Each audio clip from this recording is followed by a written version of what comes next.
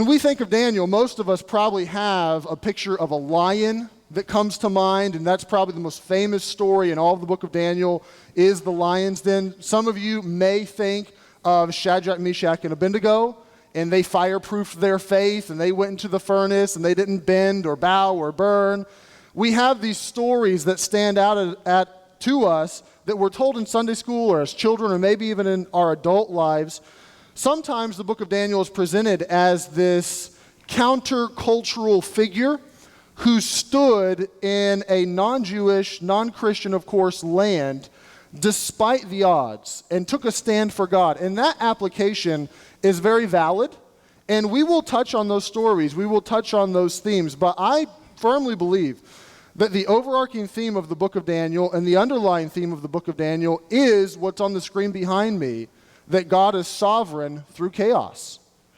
That as you look at story after story after story, and really Daniel and his friends are in a pickle time and time and time again, and God comes through and flexes his muscles and bails them out. And what you find is that God is in control, and that he's very in control. And he doesn't have a headache. He's not on high blood pressure medication. He's not shuffling through his desk to find the paper with Plan B written on it. He has got this. He is fully in control of everything that is happening, the good and the bad.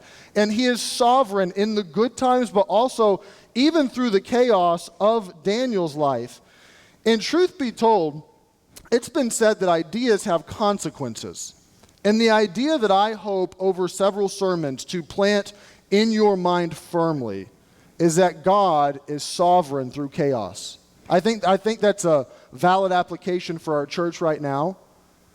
And I think that when that idea is planted in your mind, the consequence of it is going to be a bolstered faith in God, is going to be a greater peace of mind and a peace that passes all understanding, because we understand that God is sovereign and God is in control. That is the point of the entire series. But tonight I want us to look at Daniel chapter 1. And I want us to observe from Daniel chapter 1, and really just the first couple verses, that we can marvel at the sovereignty of God right out of the gates. And there are 4 observations I want to give you from Daniel 1, verses 1 and 2. And let's read them together. Daniel 1 says this: "In the 3rd year of the reign of Jehoiakim, king of Judah, came Nebuchadnezzar, king of Babylon, unto Jerusalem, and besieged it. And the Lord gave Jehoiakim, king of Judah, into his hand with part of the vessels of the house of God, which he, Nebuchadnezzar, carried into the land of Shinar, to the house of his God. And he brought the vessels into the treasure house of his God." When I observe these couple verses, there are 4 things that stand out. And observation number 1 that helps me personally to marvel at God's sovereignty is this: God makes trusting his word easy. You ever read verses like Daniel 1:1 and think, you know what? I really could have done without that. I'm not exactly sure how this is going to commend my faith, how this is going to help me. I'm grateful, Daniel, Nebuchadnezzar, Jehoiakim, you list these dates, you list these times. Sometimes we have this with the chronologies, that it's like, I'm going to breeze through this, and I'm going to get to a story about a lion's den or about the fiery furnace or something. But God puts these portions of the Bible in his word for a reason. And what God is doing is he's giving us historical details that are easily verifiable through other portions of the Bible, through archaeology digs that they find, through maybe some other book that's in ancient Near East literature. And what we can do is we can take Daniel 1 and the claim that Daniel makes, that Jehoiakim is reigning, and he's reigning when Nebuchadnezzar is reigning, and he comes and he besieges Jerusalem, and we can fact check the Bible. Right now we have a political season, and there are fact checks that constantly go along with all of the debates that happen. And what you find most of the time is that they don't bat a good percentage when it comes to fact checks. But you can take the Bible and Daniel 1 and many other places, and you can take these historical pieces of information, and God is giving them there for a reason to validate that this is true. And God doesn't have to do that. He could have written the Bible as a fictional novel. He could just choose to cut that verse out altogether. But he's doing it so that we as humans can look, if we have a propensity to maybe doubt, or maybe you're talking with a skeptic about the Bible, a great argument for the validity of Scripture is that it's historically accurate. That there are all these places and dates and times and kings that are given that you can check and you can find out that God's word is absolutely true. We just went through a big portion of the book of Acts, and it's been said that Luke, in writing his gospel, and then Luke wrote Acts, so in writing his two works of literature, that Luke refers to 32 countries, 54 cities, 9 islands, and every single location has been historically verified. And when we can do that with the Bible, it adds a tremendous amount of weight and evidence that it's true. And I know for most of us in this room, we don't feel like we have to fact check the Bible. We already believe it. We already trust it. We don't have to historically verify these things. But there are many that do want historical verification. There are many that want to look at this. And honestly, this sets us as Christians apart from many other religions. This is what the Book of Mormon really lacks. You have a book that has some dates and has some places and has some people that supposedly was the Indians of America here, but none of them are historically verified. I read a book a couple years ago called The Case for Christ by Lee Strobel, which I can't recommend every word in the book, but by and large it's a good read. And he was an atheist whose wife was converted to Christianity. And he began this search for Christianity and was it true when he found that his wife was a better person and more lovable because of her Christian faith. So he begins this search, and he really begins to, almost in a historical fact-checking sort of way, begin to weigh the options. And is there enough evidence to put the Bible on trial and it come out as true? And in his search, he also begins to search some other religions. And he was searching the Book of Mormon. And he decided to write to the Smithsonian Institute and ask them what they thought about the Book of Mormon and the claims that it made. And here is what the Smithsonian Institute wrote about the Book of Mormon. They said, archaeologists see no direct connection between the archaeology of the New World and the subject matter of the Book of Mormon. And that is very detrimental to their book, that they cannot validate it historically. And God, once again, he did not have to give us this. The Bible does not stand on trial or stand as true because of what you think or because of what I think or because of what science says or because of what history says. This does not make the book true in and of itself, but it does validate over and over and over and over again when God gives these historical nuggets or facts in these verses that we just kind of want to breeze through. What God is doing is he's making it easy for us to believe him because we can verify that this is absolutely true. Would you allow me to brag on the Bible for just a moment? If you would have said no, I still would have done it. So thank you for nodding your head. The Bible is what we would call an ultimate authority. There are very few of those. The Bible, we would say, is one. God, we would say as Christians, is one. And to be an ultimate authority, you have to be self-authenticating, meaning you don't need someone else or something else to say and point to you and say that's true. As we wrestle with all kinds of questions in our lives, is what the car salesman told me, is that true? Well, do you have a piece of paper that says that? Is that just written on a piece of paper or is that printed on a piece of paper? As we search through how is something true, we say, how is this true? Well, this is true because that's true. Well, how's that true? Well, that's true because it's true. And we can have an infinite regress until ultimately we hit an ultimate authority. Any parent in the room has discovered this with your children. Why do I have to eat my food? Because it has nutrients. Well, why does it have nutrients? Why? And you land eventually, right? You've never outlasted your kid on that. You land eventually at, well, because I said so. And you're your own ultimate authority inside of the home, right? So the Bible does not need this. It's an ultimate authority that authenticates itself. And there have been many people that have been turned to Christ because of that. One example that I read about several months ago was Tatian, who was a 2nd century church father, if you will, who was a disciple of Justin Martyr. And he was an atheist, he was a pagan, he was against the Bible. And anything someone tried to throw at him or give him for why the Bible was true, he just discounted it. He knew it wasn't until he read the Bible. And he opened it up and he began to read. And his own testimony is that as I read the words, there was this quality, there was these characteristics just about the words themselves that I knew this is supernatural in origin. This is, a human couldn't have done this. This authenticates itself. So God does not need to authenticate his word. It's self-authenticating, but he's making it easy on us. He's saying you can trust my word, and this is easy to trust because you can fact check me if you like. He also makes it very easy to trust his word because he keeps his word. And what God is doing in Daniel 1 verse 1 is he is keeping his word. This is not a random historical moment that has caught God by surprise.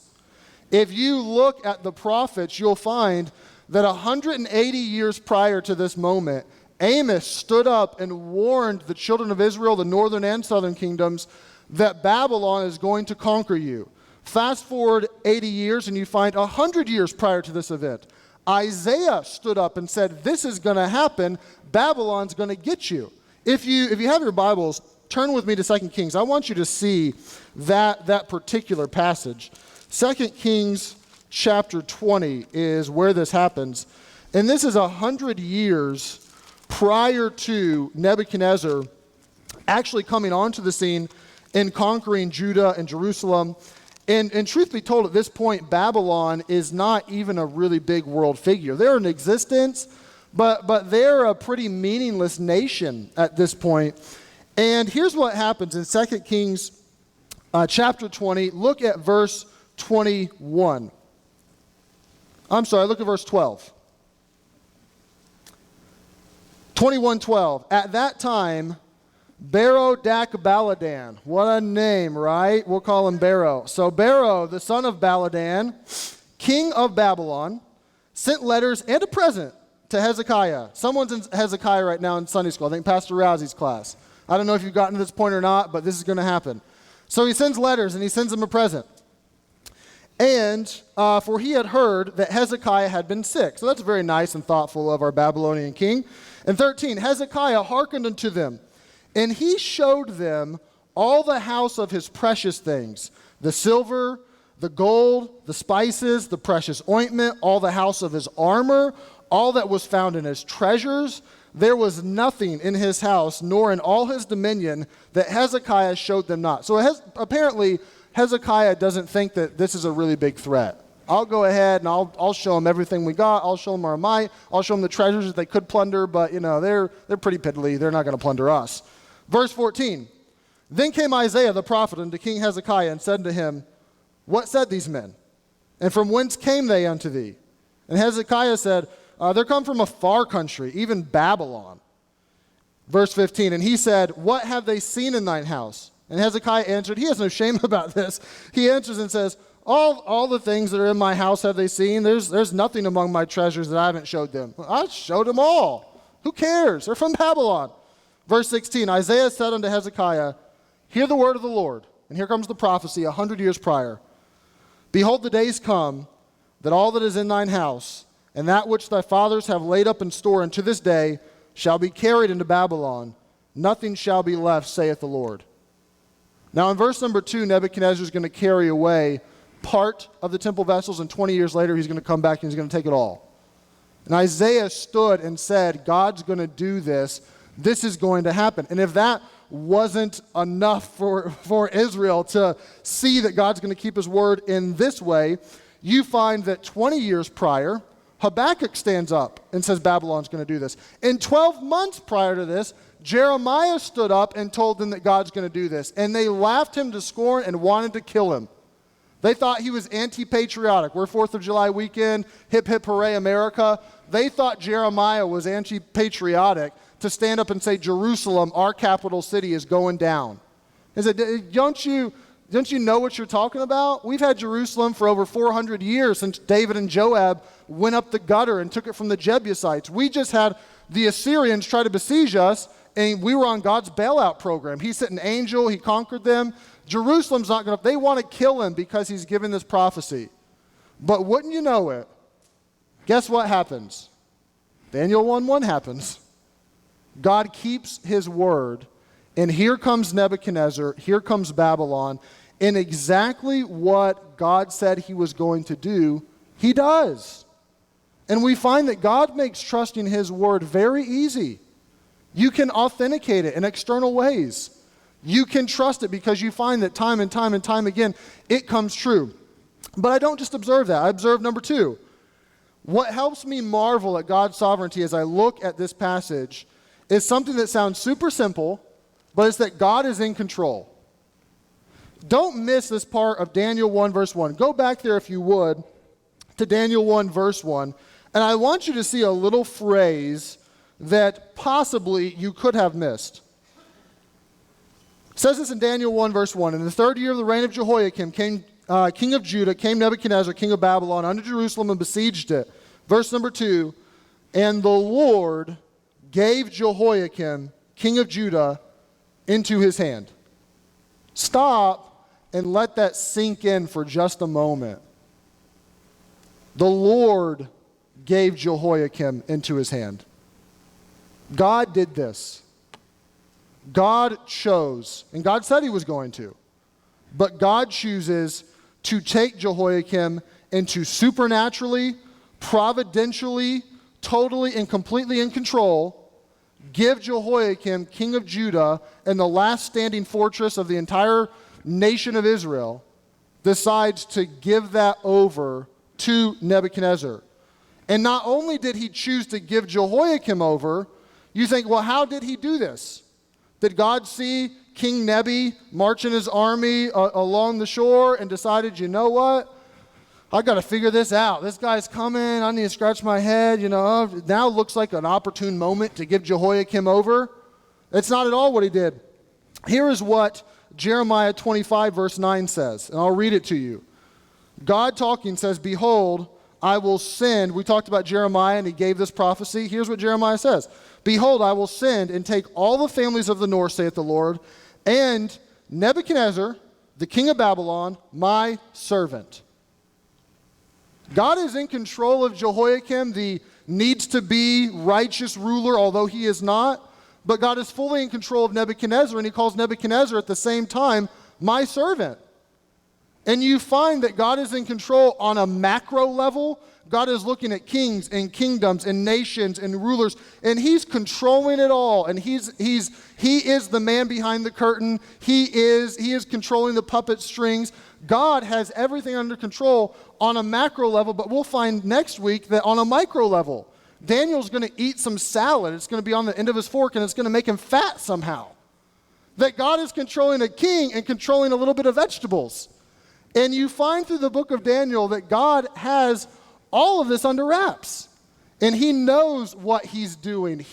This has not taken him by surprise. He is not crying a bucket of tears. He is not wringing his hands in heaven. He has Jehoiakim. He has the nation of Israel. He has Babylon. He had the Assyrians previously. And he will have the Persians and the Medes and the Greeks and the Romans and every other kingdom under his control because he's sovereign and he rules in it all and through it all. And this excites me to know that our God can control the largest of circumstances and the biggest of problems, and then the smallest little eensy-weensy problems that haunt us on a personal level, that God is in control of that. I had a pastor for 4 years when I was in Arkansas, and when you walked into his office, behind his desk, very center, but behind his desk on the wall was a plaque that hung, and it said these words, Eric, trust me, I have everything under control, signed Jesus. And that would be a great motto for us to stick in the back of our minds. That Harvest Baptist Church family, Marc Likins, Maggie Likins, trust me, I got everything under control, signed Jesus. He knows what he's doing. He is fully sovereign. Nothing has caught him by surprise. He does not have a headache. He's not on high blood pressure medication right now. He knows what he's doing, and he's in control. Number 3, I observe this, and it helps me marvel at God's sovereignty. We see that God's ways don't make human sense. And we know that.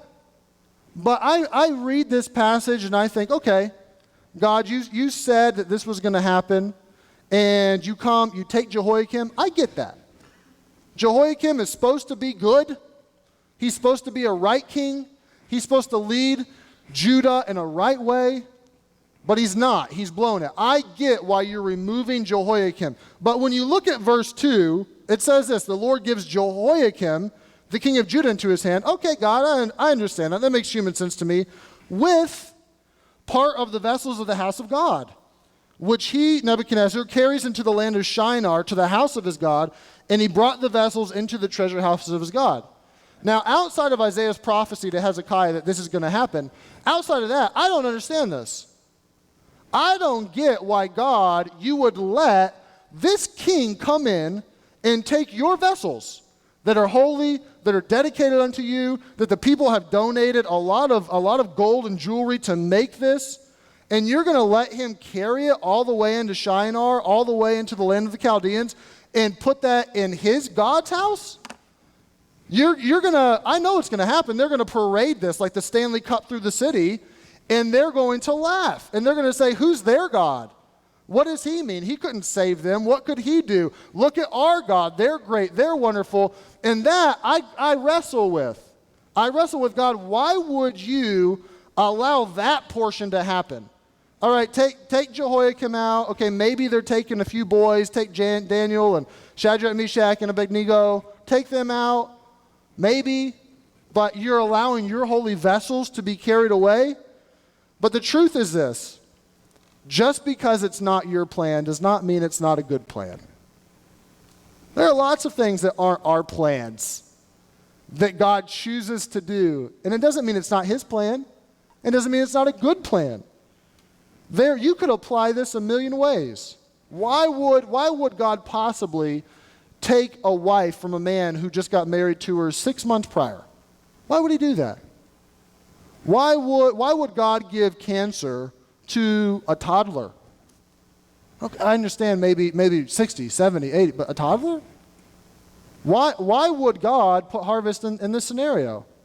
Why not take that Marc guy? I mean, he's much tougher to listen to. Get him out of here. Why would God do this stuff?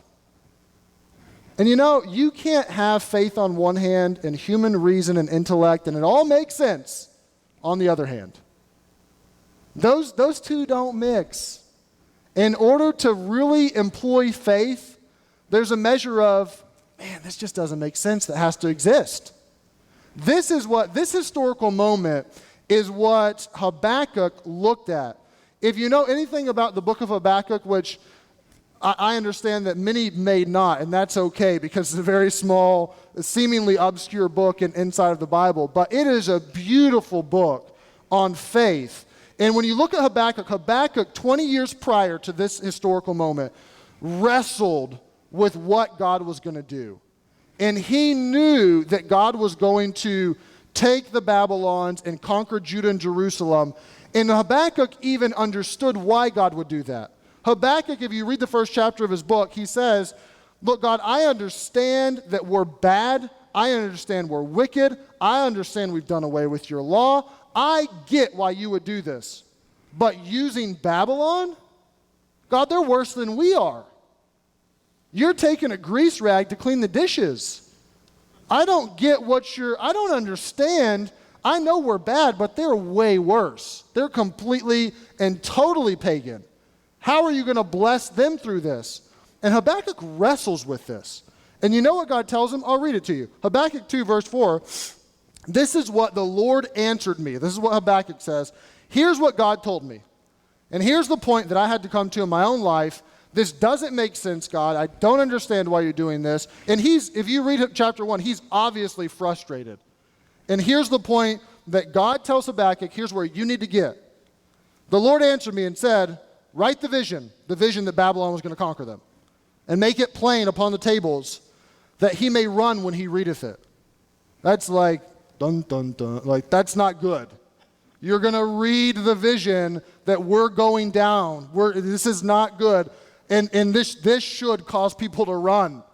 So he says, write it, make it plain, for the vision is yet for an appointed time. But at the end it shall speak and not lie. God says, this is true.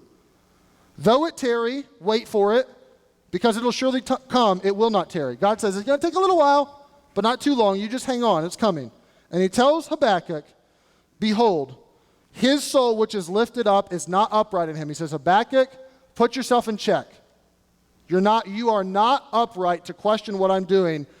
Then he says the famous line that Paul and the author of Hebrews quoted, but the just shall live by faith.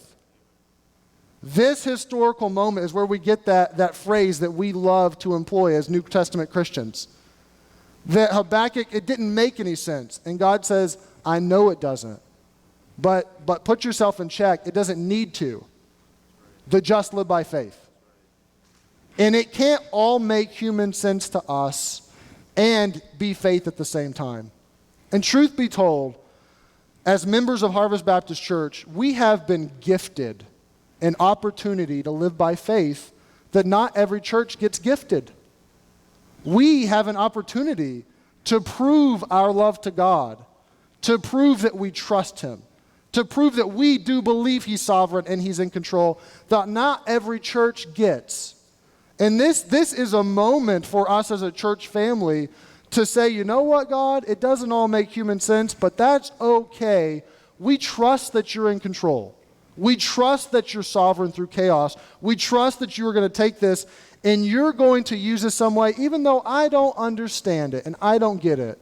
And I can't even begin to venture a guess at what God is going to do and how He's going to use it. I wouldn't dare suppose. But there is something. We can learn from all of the Bible, including Daniel, that God knows what He's doing and is in control. Observation number 4, and lastly, that helps me truly marvel at God's sovereignty is this. God has the gospel in mind. You say, how in the world does Daniel 1 and 2 correlate to the gospel? And here's how. Go to Acts chapter 2. This is the last place you'll turn, so you don't have to go back to Daniel. Go to Acts chapter 2. I want to connect a couple biblical dots that you may have already connected, you may not have. I don't know. Acts chapter 2, of course, the day of Pentecost, where Peter stands up and so many are saved. And Pentecost is a Jewish holiday. This is held in Jerusalem. There are a lot of visitors inside of Jerusalem right now because of the Jewish holiday. So we read verse number 8. They speak, and every man hears in his own tongue. More than likely, most of these people spoke the common tongue. They spoke Greek. But every man, as Peter begins to speak, they hear it in their own original language. And it says this, they hear every man in their own tongue, wherein we were born. They have this question, like, how is this possible? Verse number 9. Parthians and Medes and Elamites and the dwellers in Mesopotamia and in Judah. So it takes these Parthians, Medes, Elamites, and says this is kind of their ethnic background. Then it says here's some people that it's not their ethnic background. They just live in these places. They dwell in Mesopotamia. They dwell in Judea or in Judah and Cappadocia and Pontus and Asia. Verse number 10. Phrygia and Pamphylia and in Egypt, and in parts of Libya, about Cyrene, and strangers of Rome, and then it says this, Jews and proselytes. And this is kind of giving us a broad category of what these people were, that Pentecost is a Jewish holiday, that Jews from all over the known world are coming to Jerusalem to celebrate the Jewish holiday. Now, certainly, there may have been merchants, there may have been travelers from other cities, but by and large, these people are Jewish, and it says Jews and proselytes. So a Jew being, I was born a Jew, Abraham's blood runs through my veins. A proselyte being, I was not born a Jew, but I converted to Judaism sometime in life. A man definitely would have been circumcised, tried to obey the law. So people that were born Jewish, people that are now Jewish even though they weren't born Jewish, the Jews and proselytes are these people. Then it kind of wraps it up and says Cretes and Arabians. We do hear them speak in our own tongues and wonderful works of God. Now this is important, and these dots do connect for this reason. What God is doing through Assyria several years prior to Babylon and Daniel, what God is doing right now through Babylon, what He will continue to do through the Medes and Persians, through the Greeks, through the Romans, is he's taking a very isolated, condensed nation of Israel, and he is pressing them out. And the Jews, because of their homeland being conquered, some are being carried away, like Daniel, into Babylon. Some are leaving. Jerusalem's walls have not yet been thrown down. 20 years from now, they will be. And at that point, you look and say, you know what?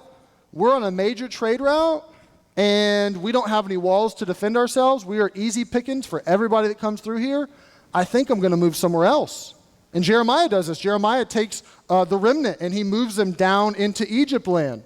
And what you find through this oppression is that God is taking the Jews and he is spreading them out all over the known world so that when Jesus is crucified, buried, rises again and ascends, you come to Acts chapter 2, and instead of having a Jewish feast with a bunch of people from this little portion of land, you have Jews from all over the known world coming to Jerusalem, hearing the gospel, believing the gospel and in Jesus, and in turn return to their homelands, and literally overnight, the gospel can spread like wildfire. Because you have Jewish communities at this point all over the known world because they have been conquered and conquered and conquered and spread out, thinner and thinner. There are communities, there are synagogues inside of all these lands. We just looked at Paul's stated philosophy. I go to the Jew first, I go to the synagogue, I preach to the Jews. How does he do that? Why are there synagogues inside of these random locations that most of us have never heard of outside of the Bible? Were there missionary plaques on the temple in Jerusalem support this Levitical priest as he goes to plant a synagogue in such and such a place? There was no missions movement like that. There was no take this guy into support because he wants to go plant a synagogue inside of Egypt. This happened because God spread them out through the conquering of their land, and they had no choice but to form a community in some other nation, pop up a synagogue there because the temple was torn down. And because this happens, the stage is set for the gospel to take root in these Jewish communities all over the known world almost instantaneously. And that makes me stand back and marvel that 600 years prior to the gospel, God is setting the stage for the gospel. God is orchestrating, and the Jews in Daniel, they have no idea that this is part of the reason God's doing this. That they couldn't even begin to fathom that his sovereignty is going to work in this way. But God is increasingly dispersing them so that the gospel can take root and plant and flourish all over the world almost at once because there are all these communities. And when it comes to what God is doing in your life personally, when it comes to what God is doing in the life of Harvest Baptist Church, I can't be certain of too many things, but we can be certain of this: God has the gospel in mind. And so should we. So should we. We should not cease to be salt and light. We should not cease to let our light shine. We should not cease to share the gospel whenever we can and to have it on our lips, in our hearts, on our minds, because God, in whatever he's doing, some way, somehow has the gospel in mind and will use this for the gospel's benefit. And we honestly shouldn't miss that. We should filter all that we're going through this rubric of God has the gospel in mind. He cares about the gospel. He wants the gospel to spread. He wants people to be saved. He wants them to hear about me. I am thrilled to death that we're starting a new college and career class and trying to get the gospel to 20-somethings. I love that we're not sitting back and saying, okay, let's just hit pause for a moment. God has the gospel in mind. I think we do as well. I don't think that I'm saying something that you don't have the gospel in mind, but we as a church family and as individuals should never lose sight of that. That while God is sovereign and while he's reigning and while he's orchestrating, he's doing it for the beauty of the gospel. So there they are. My 4 observations about Daniel 1, verses 1 through 2, that really make me, as I stand back, just marvel at how in control God is. It makes me, and I know that I have a historical perspective that's more than 2,600 years removed from this event, so that's easy for me. It probably wasn't easy for Habakkuk or the children of Judah right now. But we can look and know and see very clearly that God is totally and completely in control. And I hope that tonight and over the next couple sermons to continue to plant that idea in your mind, that God is sovereign through chaos. And I believe that consequentially, we will have a bolstered faith in him, and that we will have a greater peace of mind to be able to truly trust in the Lord with all our heart and lean not to our own understanding, but in all our ways to acknowledge him so that he shall direct our paths. I think that this will produce in us a bolstered faith and greater peace of mind, truly.